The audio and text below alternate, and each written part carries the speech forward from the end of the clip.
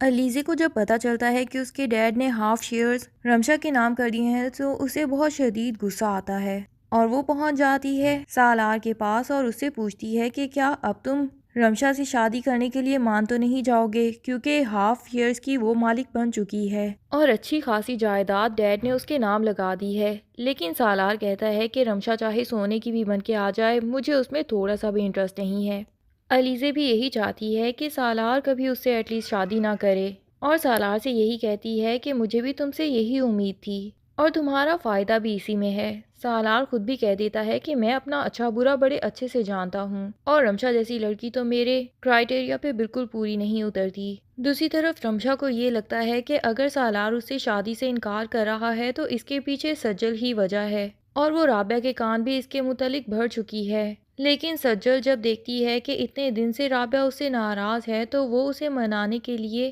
ساری سچائی اس کو بتانے کا فیصلہ کر لیتی ہے اور اسے بتاتی ہے کہ میں نے سالار کے پیچھے جانے کی کوشش نہیں کی تھی، بلکہ یہ سالار ہی تھا جس نے مجھے پھنسانے کی کوشش کی، اور اس لیے نہیں کہ اسے مجھ سے محبت ہو گئی تھی، بلکہ صرف میں اس کے لیے ایک شرط تھی، اس کے دوست کے ساتھ لگائی ہوئی شرط کہ میں اس لڑکی کو پھنسا کے دکھا سکتا ہوں۔ ہاں یہ الگ بات ہے کہ میرے دل میں اس کی باتیں سننے کے بعد واقعی ہی اس کے لیے پازیٹیو فیلنگز پیدا ہونے لگ گئی تھیں، لیکن جیسے ہی مجھے ساری سچائی پتہ چلی تو میں نے خود کو روک لیا وہیں پہ۔ اور یہ ساری بات اتنی پرانی ہے کہ تب تو رمشا کی اس کے ساتھ کوئی بات بھی طے نہیں ہوئی تھی، میں اپنا پاسٹ تو چینج نہیں کر سکتی۔ ساتھ ہی وہ رابعہ کو سالار کے بارے میں بتاتی ہے کہ وہ اچھا لڑکا نہیں ہے، بلکہ اس کے بہت سی لڑکیوں کے ساتھ افیئرز ہیں اور وہ ایسا ہی فلرٹ لڑکا ہے، وہ ایک لڑکی کے ساتھ کبھی زندگی نہیں گزار سکتا اور کبھی بھی اچھا ہسبینڈ ثابت نہیں ہو سکے گا، یہ میں گارنٹی کے ساتھ کہہ سکتی ہوں۔ ہاں یہ الگ بات ہے کہ رمشا کی شادی میں کبھی بھی رکاوٹ نہیں بنوں گی، میں تو اب سالار کے سامنا بھی نہیں کرنا چاہتی۔ اب یہ بات سن کے تو رابعہ کو بھی تشویش ہو جاتی ہے کہ وہ اپنی سگی بیٹی کی آخر شادی ایسے انسان کے ساتھ کیسے کروا سکتی ہے جو کہ اتنا فلرٹ انسان ہے۔ وہ رمشا کو سمجھانے کی کوشش بھی کرتی ہے کہ سالار اتنا اچھا انسان نہیں، لیکن رمشا نے تو ایک ہی رٹ لگا رکھی ہے کہ اگر سالار سے میری شادی نہ ہوئی تو میں اپنی جان دے دوں گی۔ ساتھ ہی وہ اپنی ماں کو یہ بھی بتاتی ہے کہ تیمور پاشا اپنی جائیداد کے ہاف شیئرز میرے نام کروا چکا ہے اور اب چاہے میری سچائی کسی کو بھی پتہ چل جائے، میں فائنینشلی اتنی اسٹرانگ ہو جاؤں گی کہ مجھے کوئی فرق نہیں پڑنے والا۔ اب تو رابعہ کو بھی ٹینشن ہو جاتی ہے کہ رمشا تو یہ جائیداد کبھی بھی واپس نہیں کرے گی اور جب یہ میں سچائی سب کو بتاؤں گی تو تیمور پاشا مجھے بھی کتنی دھوکے باز سمجھے گا کہ صرف اور صرف اس کی جائیداد ہتھیانے کے لیے میں نے سارا سچ چھپا کے رکھا اور اپنی بیٹی کے نام اس کی ساری جائیداد لگوا کے سارا سچ بتایا۔ اب تو رابعہ بھی ڈیسائیڈ کر لیتی ہے کہ یہ سچائی اب چھپی ہی رہ جائے تو بہتر ہے اور رمشا ہمیشہ سجر کی زندگی گزارتی رہے۔ دوسری طرف علیزے ہے کہ کسی بھی کام کو ہاتھ نہیں لگاتی۔ اب تو تابش کی ماں بھی اسے کہہ دیتی ہے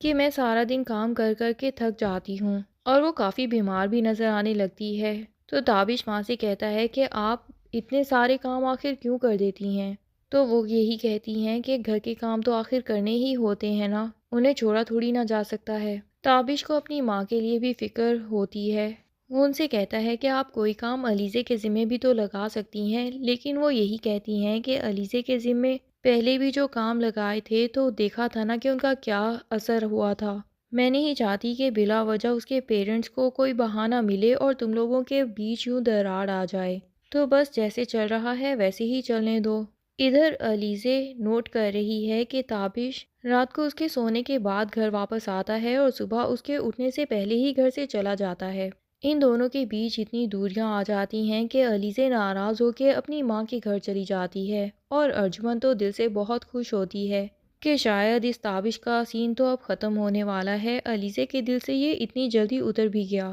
لیکن تابش جب دیکھتا ہے کہ علیزے ناراض ہو کے گھر جا چکی ہے تو اسے محسوس ہوتا ہے کہ دن رات میں جس کے لیے محنت کر رہا ہوں اگر وہی میری زندگی میں نہ رہی تو کیا فائدہ ہوگا۔ تو وہ علیزے کو منانے کے لیے چلا جاتا ہے اور اسے کہتا ہے کہ میں تمہاری کوئی بھی شرط ماننے کے لیے تیار ہوں۔ علیزے اس سے یہی شرط منوائے گی کہ تمہیں ڈیڈ کے آفس میں جاب کرنی ہوگی، میں نہیں چاہتی کہ تم یوں دن رات شفٹنگ کر کے پھر بھی اتنا نہ کما سکو کہ ہماری زندگی میں تھوڑا سکون لے آؤ، اسی لیے میں چاہتی ہوں کہ تم ڈیڈ کا بزنس جوائن کر لو۔ ارجمن کو تو لگ رہا تھا کہ تابش علیزے کی یہ بات کبھی نہیں مانے گا اور اس کے بعد علیزے کو پتہ چل جائے گا کہ تابش کے دل میں اس کے لیے تھوڑی سی بھی اہمیت نہیں ہے۔ لیکن تابش علیزے کو منانے کے لیے اس کی یہ بات بھی مان جاتا ہے اور بہت ہی آنیسٹی کے ساتھ تیمور پاشا کے بزنس کو بہت جلد بہت ہی ترقیوں پہ لے جاتا ہے کہ تیمور پاشا بھی اپنی بیٹی کی چوائس کو مان لیتا ہے کہ تابش واقعی ہی بہت ہونہار بندہ ہے۔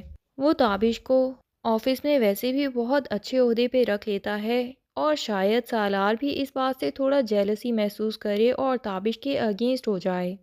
دوسری طرف دلاور اب سجل کی جان کا دشمن بن جائے گا۔ اسے جب پتہ چلتا ہے کہ ان کے کلائنٹس کے ساتھ تیمور پاشا کے آفس میں جو ڈیل ہوئی ہے وہ سالار کی اسسٹنٹ سجل نے کی ہے، تو وہ پہلے تو سجل کو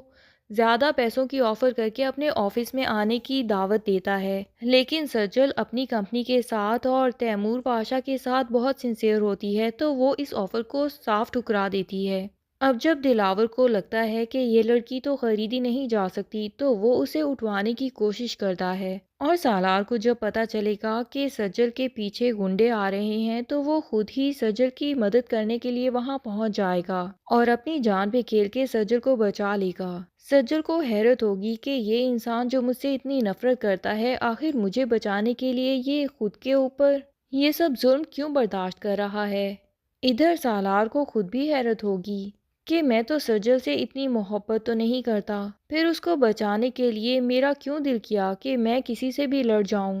اور موت کے منہ میں جا کے اس کو بچانے کے لیے لے آیا۔ سالار کا دوست عمر اسے ریئلائز کروانے کی کوشش کرے گا کہ سالار ہو نہ ہو تمہیں اس لڑکی سے محبت تو ہو ہی چکی ہے، اسے پھنسانے کے ڈرامے کرتے کرتے کب تم اسے اپنا دل دے چکے تم بھی نہیں جانتے شاید۔ سالار کو بھی عمر کی بات کے اوپر واقعی یقین آ جائے گا،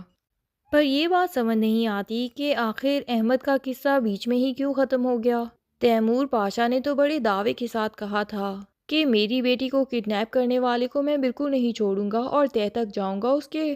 کہیں سے بھی پکڑ کے لاؤں گا۔ اب آخر وہ احمد کا پتہ کیوں نہیں چلا پا رہا؟ ہوپ فلی جلد ہی وہ احمد کا پتہ بھی چلا لے گا اور احمد کا پتہ چلنے کے بعد رمشا کی سچائی بھی سب کے سامنے آ جائے گی اور یہ بات بھی پتہ چل جائے گی کہ رمشا تیمور پاشا کی سگی بیٹی نہیں بلکہ تیمور پاشا کی سگی بیٹی تو سجل ہے۔ لیکن ٹینشن والی بات یہ ہے کہ کیا یہ سچائی آنے سے پہلے ہی تیمور پاشا اپنی جائیداد کے ہاف شیئرز رمشا کے نام لگوا چکا ہوگا، یا رمشا کو اپنی جائیداد دینے سے پہلے ہی اسے یہ سچائی پتہ چل جائے گی؟ اور یہ جاننے کے بعد کہ سجل تیمور پاشا کی سگی بیٹی ہے، کیا ارجمن اس سے بھی اتنی ہی نفرت کرے گی جتنی رمشا سے کرتی ہے، یا رمشا کو دیکھنے کے بعد اسے سجل اتنی اچھی لگے گی کہ وہ اسے تیمور پاشا کی بیٹی کے طور پہ بھی ایکسیپٹ کر لے گی؟ یہ سب جاننے کے لیے ڈرامے کی اگلی ایپیسوڈز کا انتظار کیجیے۔ تب تک کے لیے اللہ حافظ۔ ویڈیو پسند آئے تو لائک اینڈ کمنٹ ضرور کر دیں اور چینل کو سبسکرائب کرنا نہ بھولیے۔ Thank you.